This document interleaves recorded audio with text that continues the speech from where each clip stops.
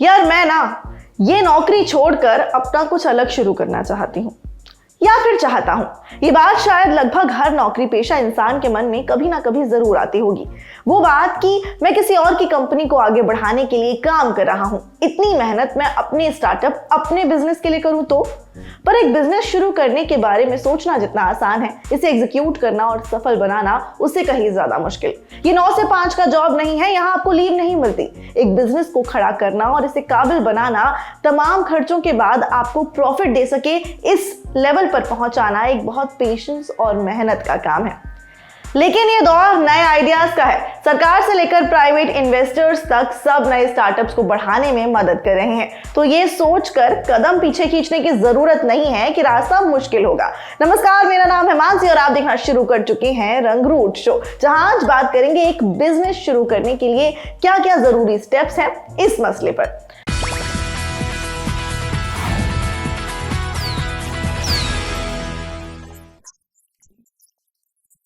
जब जॉब चाहिए सरकारी तो इंडिया करे अड्डा 24/7 पर तैयारी।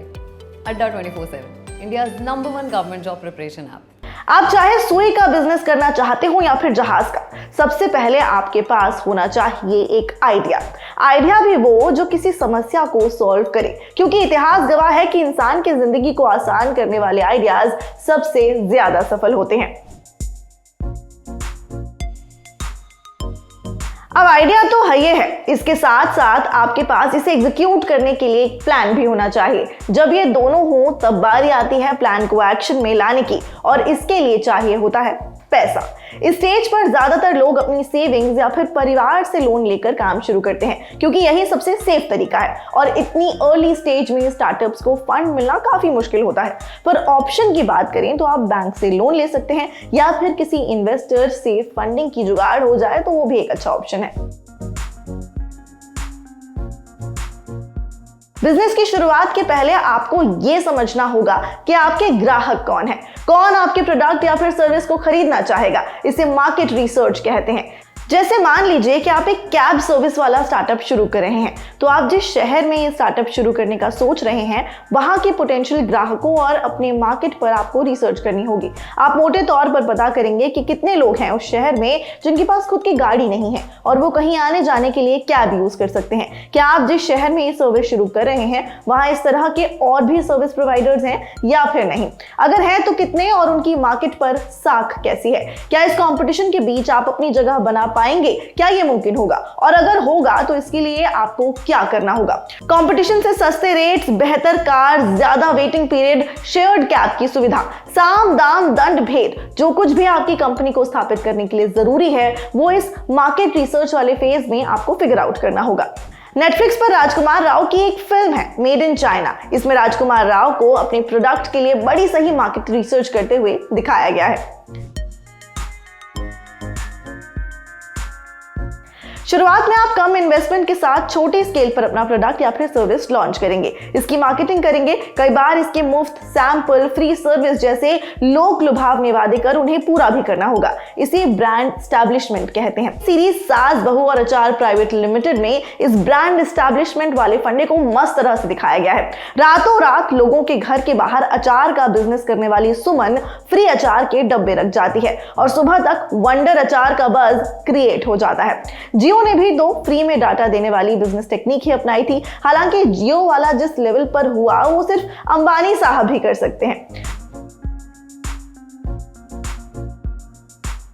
ब्रांड को स्थापित करने के साथ ही आपको अब कंपनी चलाने के लिए फंड लाने की जरूरत होगी। इसके लिए काम आप आइडिया के स्टेज से ही शुरू कर दें तो और बेहतर होगा। फंडिंग ढूंढने के लिए आपको कोई ऐसा इंसान चाहिए जिसे आपके आइडिया पर भरोसा हो, विश्वास हो। मार्केट में वैसे कई इन्वेस्टर्स हैं जो या तो दिए गए फंड पर इंटरेस्ट लेते हैं या फिर कंपनी में पार्टनरशिप या फिर प्रॉफिट परसेंट का कुछ हिस्से पर डील हो जाती है और आपको फंडिंग मिल जाती है। बैंक लोन भी है और अब तो कई सरकारी योजनाएं भी हैं। भारत में उद्यमिता को बढ़ावा देने के लिए सरकार की अटल इनोवेशन मिशन, प्रधानमंत्री मुद्रा योजना, startup India seed fund, credit guarantee trust fund for micro and small enterprises जैसी योजनाएं हैं। सरकार ऐसी योजनाएं चला रही है जो स्टार्टअप्स को फंडिंग में मदद कर रही है। एक बहुत जरूरी स्टेप है आपके स्टार्टअप या फिर बिजनेस का रजिस्ट्रेशन। इसके कई तरीके या फिर बिजनेस एंटिटीज हैं। छोटे बिजनेस के लिए सबसे अच्छा और आसान तरीका है सोल प्रोप्राइटरशिप। इसके अलावा 1% कंपनी, प्राइवेट लिमिटेड कंपनी और लिमिटेड लायबिलिटी पार्टनरशिप सबसे कॉमन एंटिटीज हैं। इनके अलग अलग क्राइटेरिया होते हैं जिसके हिसाब से आप अपनी कंपनी को रजिस्टर करवा सकते हैं। इसके अलावा कंपनी का टैक्स रजिस्ट्रेशन भी करवाना होगा ताकि आप टैक्स और टैक्स रिटर्न दोनों भर सकें। धीरे धीरे आपकी कंपनी की टीम बढ़ेगी। मैनेजर, अकाउंटेंट, मार्केटिंग, प्रोडक्शन, तमाम चीजों के लिए आपको साथ ही रखने होंगे। ध्यान रखें कि आप अपने बिजनेस के लिए एक मजबूत टीम तैयार करें। उनकी स्ट्रेंथ को समझें क्योंकि एक एंटरप्रेन्योर को एक अच्छा लीडर होना बहुत जरूरी है। अब अपन थक गए। ये टॉपिक इतना लंबा है कि इसे एक ही एपिसोड में निपटा देना मुझे फेयर नहीं लगा, तो कल भी इसी टॉपिक पर बात करेंगे। कल एक्सपर्ट से नए बिजनेस को शुरू करने के चैलेंजेस को जानेंगे और टिप्स भी लेंगे। और हाँ, कई एंटरप्रेन्योर से भी बात करेंगे जो कि सक्सेसफुल हैं, अपना सक्सेसफुल स्टार्टअप चला रहे हैं, और उनके एक्सपीरियंस को जानेंगे, उनके किस्सों कहानियों पर बात करेंगे। आज रंगरूट शो में इतना ही। सोशल मीडिया पर हमें फॉलो कर लीजिएगा। शो कैसा लगा बताइएगा। शुक्रिया, देखते रहिए रंगरूट।